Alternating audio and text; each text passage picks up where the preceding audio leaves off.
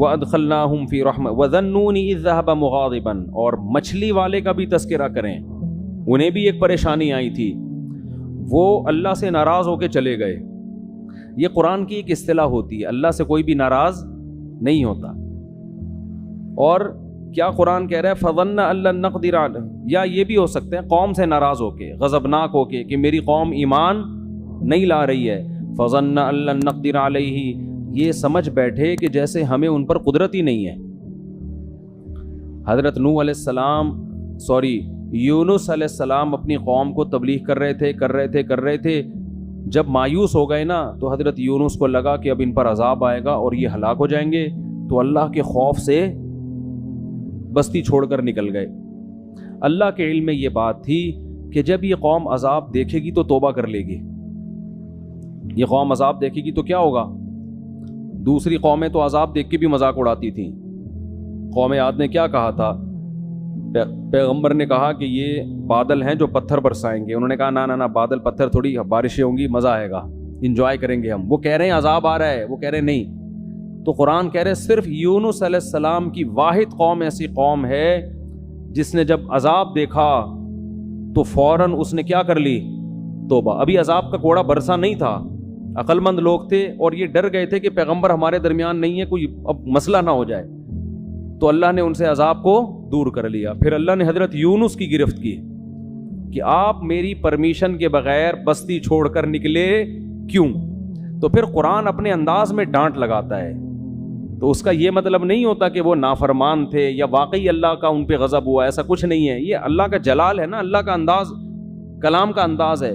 اللہ فرماتے ہیں یونس یہ سمجھے اللہ نقدر علیہ کہ ہم ان کو پکڑ ہی نہیں سکیں گے، حالانکہ یونس ہرگز ایسا نہیں سمجھے. اگر وہ ایسا سمجھتے تو وہ تو اسلام سے خارج ہو جاتے نا. لیکن عمل سے ایسا لگ رہا تھا گویا وہ یہ سمجھ رہے ہیں کہ ہم ان کو پکڑیں گے نہیں اس پہ. اس لیے علماء ان آیات کی تعویل کرتے ہیں دوسری آیات کی روشنی میں. یہ آیتیں اپنے ظاہر پر نہیں ہوتی. تو اللہ فرماتے ہیں پھر کیا ہوا؟ سمانگ لگانی پڑی. اور وہ کیسے؟ یونس علیہ السلام جب گئے نا تو کشتی میں وزن زیادہ ہو گیا اور کشتی ڈوبنے لگی.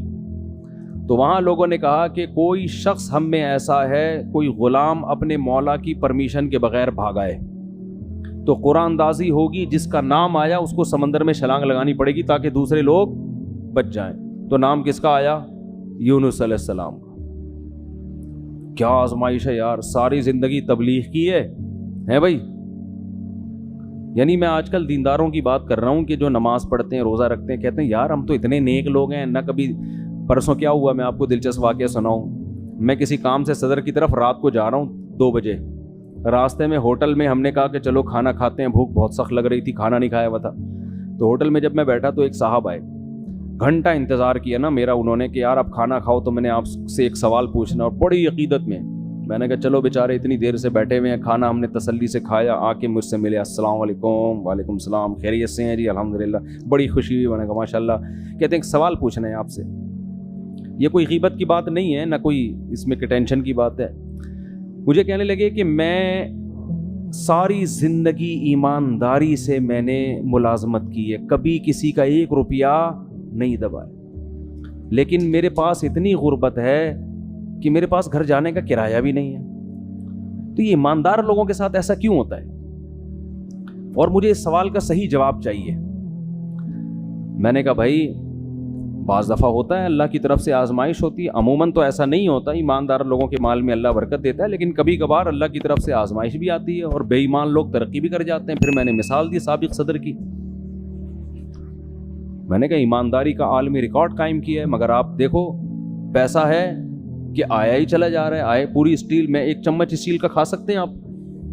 ہیں بھائی 1 چمچ ہم اسٹیل کا چبا نہیں سکتے، اور بعض لوگ پوری اسٹیل ملیں کھا گئے ہیں. تو میں نے کہا دیکھو یہ تو اللہ کی طرف سے. مجھے کہتے ہیں جواب درست نہیں ہے. کہتے ہیں آپ کے جواب سے میں بالکل بھی مطمئن نہیں ہوا. پھر میں نے یہ بات ان کو سمجھائی. کہہ رہے ہیں آپ کے جواب سے میں بالکل مطمئن نہیں ہوا، السلام علیکم، آپ جا سکتے ہیں. میں نے کہا بھائی میرے پاس تو یہی جواب تھا، وعلیکم السلام, اپنا خیال رکھیے گا. خیر انہوں نے مجھ سے معذرت بھی کی کہ اگر آپ کو تکلیف ہوئی تو معذرت چاہتا ہوں. تو یہ ہمارے ہاں بہت سے دینداروں میں ہے کہ ہم نماز بھی پڑھ رہے ہیں, ہم تو ایمانداری سے نہ کسی کا دل دکھاتے ہیں, نہ یوں کرتے ہیں نہ یوں کرتے ہیں, پھر بھی آزمائشیں آ رہی ہیں.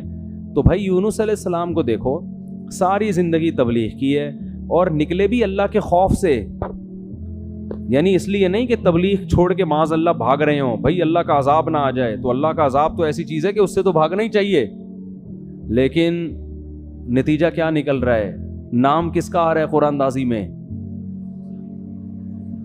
حضرت یونس کو تو سوچنا چاہیے تھا کہ اللہ جب میں تیری ساری زندگی میں نے تبلیغ کی ہے اور اب عذاب آ رہا ہے تو میں بھاگ رہا ہوں, تو کنوینس کا انتظام کس کے ذمہ ہے بھائی.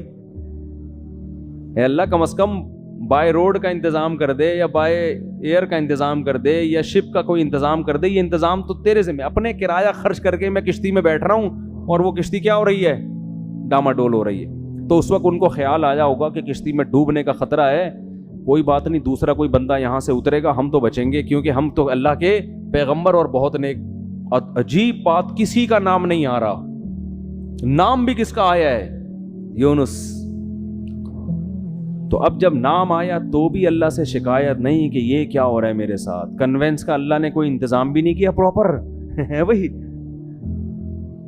اور ایسی کشتی میں بٹھوا دیا جو اب کیا کر رہی ہے, ڈوب رہی ہے. اور اللہ نے تو مجھ سے بڑے بڑے وعدے کیے تھے, اور اب اتنے درجنوں لوگوں میں نام کس کا آ رہا ہے, میرا.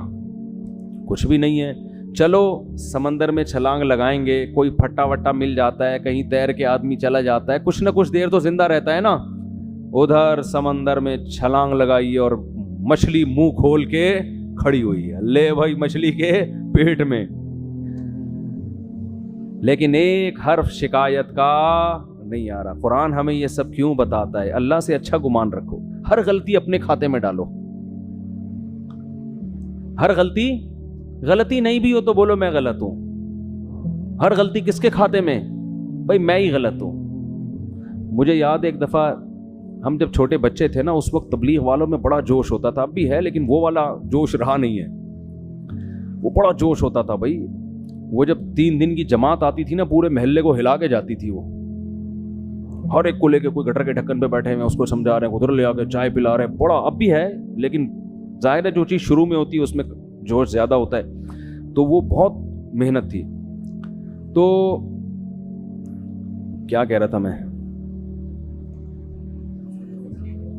نہیں مچھلی کی بات, ہاں. تو مجھے یاد ہے ان میں ایک ساتھی تھے, انہوں نے جماعت میں بہت وقت لگایا ہوا تھا, سال لگے ہوئے تھے ان کے, اندرون ملک بیرون ملک, بڑے محنتی اور بڑے متحرک.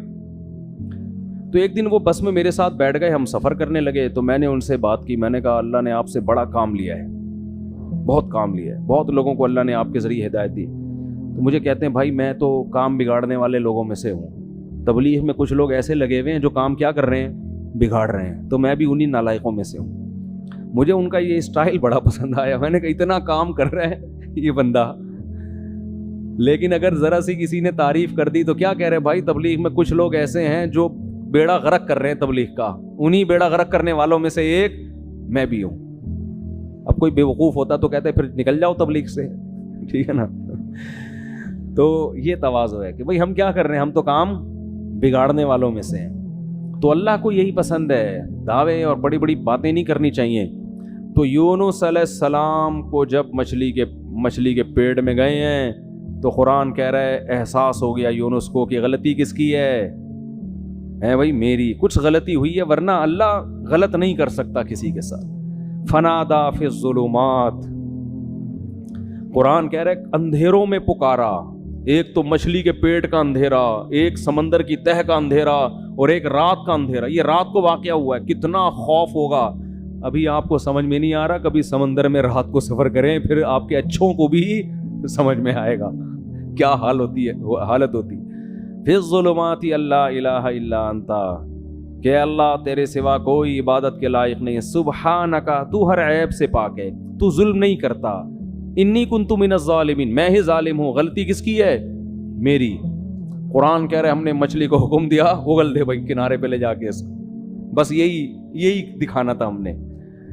اور پھر اللہ نے کیا کیا، جب مچھلی نے کنارے پہ اگلائے تو سمندر کے کنارے پہ تو کچھ بھی نہیں ہوتا، وہاں اللہ نے اپنی قدرت سے فوراً درخت پیدا کر دیا، چھاؤں پیدا کر دی، اور پھر ان کو حکم دیا واپس جاؤ اپنی قوم کے پاس، ہم نے اس قوم سے عذاب کو ختم کر دیا ہے۔ تو یونس علیہ السلام کے ساتھ جو یہ معاملہ تھا، اس کو قرآن تو اس انداز سے بیان کر رہا ہے، لیکن جو اللہ کے کلام کے مزاج سے واقف ہے نا، ان کو پتہ ہے یہ اللہ کا انداز ہے بات کرنے کا، حقیقت میں یہ سزا نہیں تھی، بلکہ ان کے درجے کو اور زیادہ بلند کرنا، رہتی دنیا تک لوگوں کو بتانا کہ اللہ کے اپنے محبوب بندوں کے ساتھ معاملات کیا ہوتے ہیں۔ تو دیکھو ایک بات خوب یاد رکھو، ہم نے شریعت پہ چلنا ہے اور موت تک چلتے رہنا ہے، جو بھی ہو جائے، جیسا غلط ہو اچھا ہو، یہ ہمارا ہیڈک نہیں ہے، یہ مسئلہ اللہ کا ہے، سمجھتے ہو؟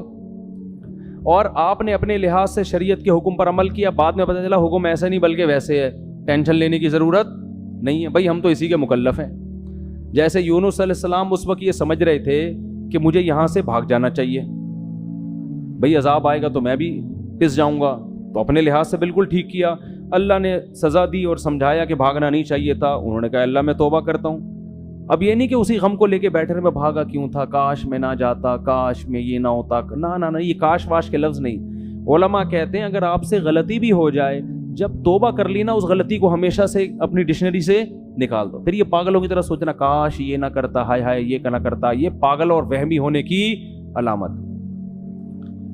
غلط ہو صحیح ہو، جو آپ کے سمجھ میں آ رہا تھا آپ نے اس وقت کیا۔ غزوہ احد میں دیکھو نا، 70 حضرات شہید ہو گئے، تو یہ نہیں کہ صحابہ بیٹھ کے بار بار یہ سوچ کاش ہم مدینہ سے باہر نہ نکلتے، کاش مدینہ کے اندر رہتے، اس نے یہ بولا تھا، انہوں نے بولا تھا مدینہ سے باہر جاؤ، انہوں نے مروایا ہے، اس نے یوں کروایا ہے، یہ کروایا۔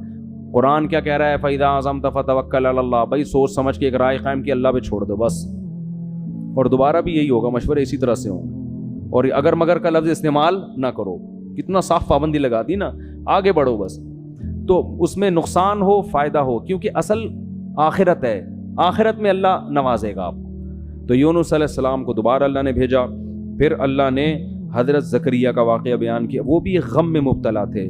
وہ غم کیا تھا؟ اولاد نہیں تھی، پریشان تھے، ساری زندگی دعائیں مانگتے مانگتے مانگتے گزر گئی، مگر اولاد نہیں ہوئی، بالآخر بوڑھے ہو گئے اور بالوں میں بھڑکنے والی سفیدی آ گئی، ایسی سفیدی جو بالکل بال بھڑک رہے ہوتے ہیں نا، سفیدی سے چمک رہے ہوتے ہیں، ایسی سفیدی۔ بیوی بانجھ بھی تھی اور اب بوڑھی بھی ہو گئی۔ جوان عورت اگر بانجھ نہ ہو، بوڑھی ہونے کے بعد تو ویسے ہی اولاد کا امکان ختم، اور اگر پہلے سے بانجھ بھی ہو اور پھر بوڑھی بھی ہو جائے، اب تو کوئی چانس ہی نہیں ہے، لیکن دعائیں اللہ سے مسلسل مانگ رہے ہیں۔ تو اللہ نے کیا فرمایا؟ اذ نادا ربہ، زکریا کو یاد کرو، انہوں نے اپنے رب کو پکارا، رب لا تذرنی فردن، اے اللہ مجھے تنہا مت چھوڑ، حالانکہ آپ کے تو ہزاروں شاگرد تھے، اولاد مانگ رہے ہیں اللہ سے۔ وَأَنْتَ خَيْرُ الْوَارِثِينَ، اے اللہ تو سب سے بہتر وارث ہے۔ فَاسْتَجَبْنَا لَهُ، اللہ فرماتے ہم نے ان کی دعا کو قبول کیا۔ وَوَهَبْنَا لَهُ يَحْيَىٰ، ہم نے گفٹ میں ان کو یحییٰ عطا کیے، پہلے ہی اللہ نے نام بھی بتا دیا۔ وَأَصْلَحْنَا لَهُ زَوْجًا، ان کی زوجہ کو بھی تندرست کر دیا، اولاد کے قابل بنا دیا۔ کیوں یہ عجیب کام کیوں کیا؟ اس لیے کانوا یسارعون فی الخیرات، فرمایا یہ خاندان ایسا تھا کہ یہ نیکی کے کاموں میں ایک دوسرے سے آگے بڑھنے کی فکر میں لگے رہتے تھے۔ انداز دیکھو قرآن کا۔ ہمارے خاندانوں میں کیا ہے؟ پیسہ کمانے میں ایک دوسرے سے اسپیڈ، ہر آدمی کوشش کر رہا ہے میری اسپیڈ اس سے کیا ہو جائے، صحت میں میری اسپیڈ اس سے زیادہ۔ جم میں جب جاتے ہیں تو ایک دوسرے کے ڈولے دیکھ کے کہتے ہیں کہ میرے اس سے، وہ جو ٹریننگ دینے والا ہوتا ہے اس سے کہتے ہیں، اشارہ کر کہتے ہیں اس سے ڈبل ہونا چاہوں، ڈبل، 1-2 مہینے بعد مجھے اس سے ڈبل کر دو۔ کسی کی فٹنس دیکھ کے کہتے ہیں کہ اس کی کمر نظر تو آ رہی ہے، میری ایسی ہونی چاہیے کہ CID والے بھی تلاش کریں تو ان کو نہ ملے۔ تو ہم فٹنس میں، صحت میں، دولت میں، ان میں کیا کر رہے ہیں؟ آگے۔ اگر یہ اللہ کے لیے ہو تو پھر تو ٹھیک ہے، لیکن اللہ کے لیے ہے نہیں نا، مسئلہ تو عیاشی کے لیے۔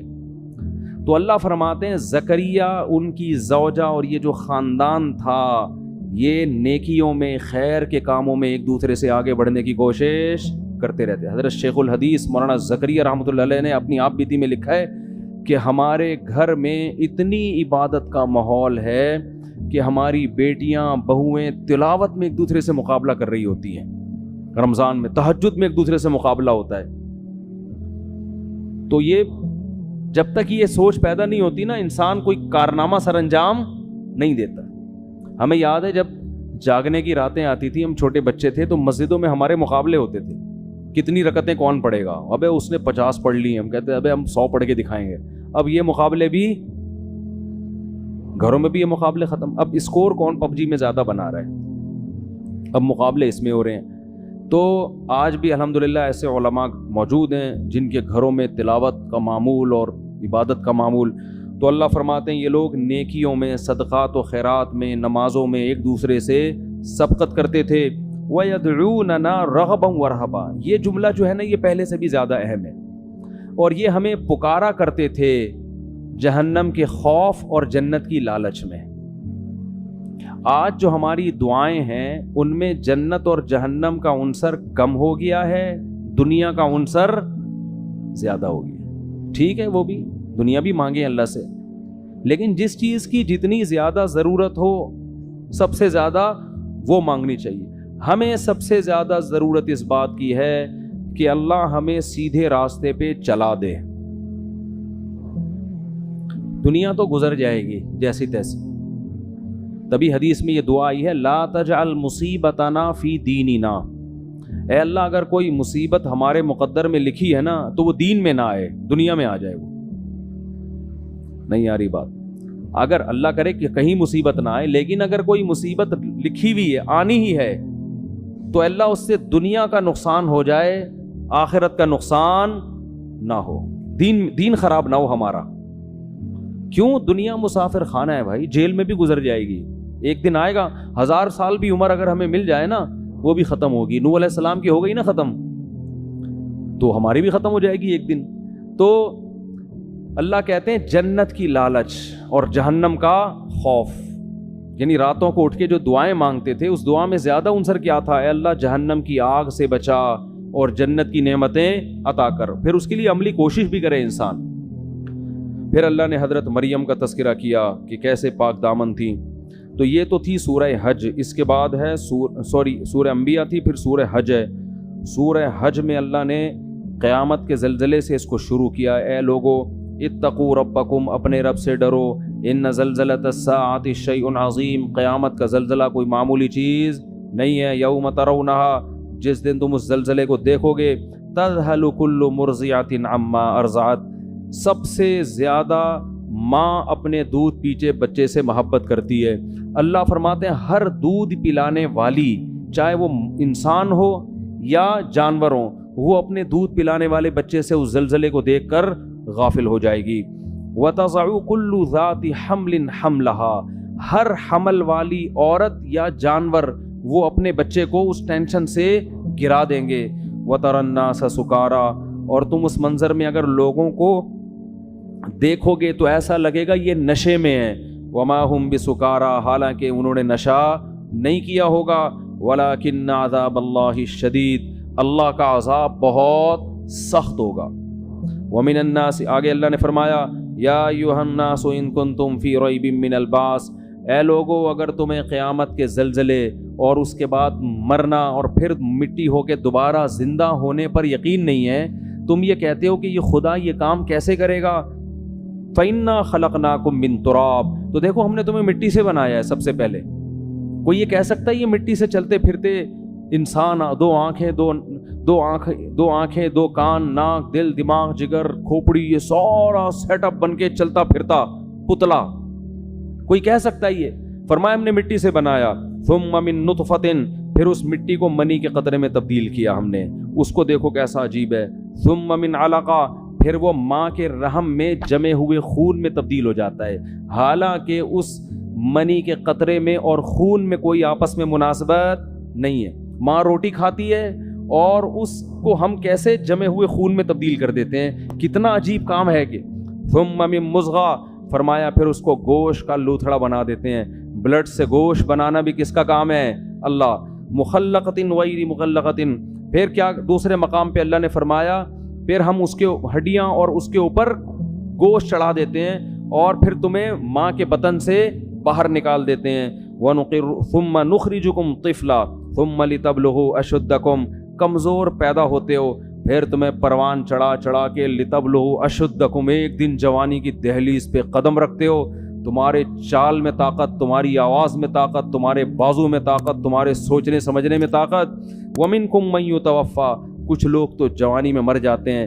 پھر اللہ کیا تصرف کرتا ہے, یرد الی ارذل العمر, کچھ لوگوں کو سخت بڑھاپے کی طرف ریورس کر دیتا ہے.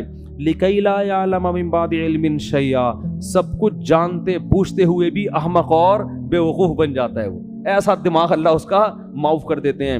فرمایا کہ یہ اگر تمہیں شک ہے تو خدا کی قدرت کے یہ نمونے تم اپنی آنکھوں سے صبح و شام دیکھ رہے ہو, تو وہ خدا مٹی ہونے کے بعد دوبارہ زندہ کیوں نہیں کر سکتا؟ اللہ کہتے ہیں ایک اور دلیل ہم دیتے ہیں, وَتَرَى الْأَرْضَ حَامِدَةً, زمین کو دیکھو کیسے مرجھائی ہوئی پڑی ہوئی ہوتی ہے, کھود کے دیکھو کہ مٹی گوبر کے علاوہ کچھ بھی نہیں ملے گا. کوئی کہہ سکتا ہے اس میں پانی ڈالو تو یہ سب کچھ اگے گا؟ کچھ ہے ہی نہیں, نہ اس میں خربوزہ ہے, نہ تربوز ہے, نہ انار ہے, نہ انگور ہے, کچھ بھی نہیں نظر آئے گا اس میں تمہیں. لیکن تمہارے رب نے ایسے سافٹ ویئر اس مٹی کے اندر انسٹال کر دیے ہیں کہ فَإِذَا أَنزَلْنَا عَلَيْهَا الْمَاءَ, جیسے ہی ہم آسمان سے پانی اور برساتے ہیں, اہتزت, ایک دم زمین حرکت میں آنا شروع ہو جاتی ہے, وربت, اور اس کا سینہ پھٹنا شروع ہو جاتا ہے. وَأَنبَتَتْ مِن كُلِّ زَوْجٍ بَهِيجٍ, ہر طرح کے خوشنما درخت اور پھول بوٹے اور پھل وہ پیدا کرنا شروع کر دیتی ہے. اسی زمین سے کیسے پھول خوبصورت, کیسے جنگل آباد ہوتے ہیں. ذالک, اللہ کہتے ہیں یہ خدا اس لیے کر رہا ہے تمہیں یقین آ جائے بِأَنَّ اللَّهَ هُوَ الْحَقُّ, کہ وہ اللہ برحق ہے, وَأَنَّهُ يُحْيِي الْمَوْتَى, وہی مردوں کو دوبارہ زندہ کرے گا, تاکہ تم یہ نہ کہہ سکو یہ مردے زندہ کیسے ہوں گے. یہ اللہ اس لیے کر رہا ہے, بتائے گا جو یہ کر سکتا ہے, جو مٹی سے خربوزے, انار, انگور, انار پیدا کر سکتا ہے, وہ مٹی کو ریورس کر کے تمہیں دوبارہ انسان کیوں نہیں بنا سکتا. وَأَنَّهُ عَلَى كُلِّ شَيْءٍ قَدِيرٌ, اور تمہیں یقین آ جائے کہ اللہ ہر چیز پر قدرت رکھتا ہے. وَأَنَّ السَّاعَةَ آتِيَةٌ لَا رَيْبَ فِيهَا, تمہیں پتہ چل جائے کہ قیامت ایک دن آئے گی اور اس کے آنے میں کوئی شک نہیں ہے. وَأَنَّ اللَّهَ يَبْعَثُ مَن فِي الْقُبُورِ, اور جو قبروں کے اندر دفن ہیں, لوگ پڑے ہوئے ہیں, اللہ ان کو ایک دن اکھاڑ کے اپنے سامنے کھڑا کر دے گا. کیا انداز ہے قرآن مجید کا. دنیا میں سب سے بڑا احمق اور بے وقوف وہ ہے جو یہ کہتا ہے کہ ہم مٹی ہو کے ختم ہو جاتے ہیں.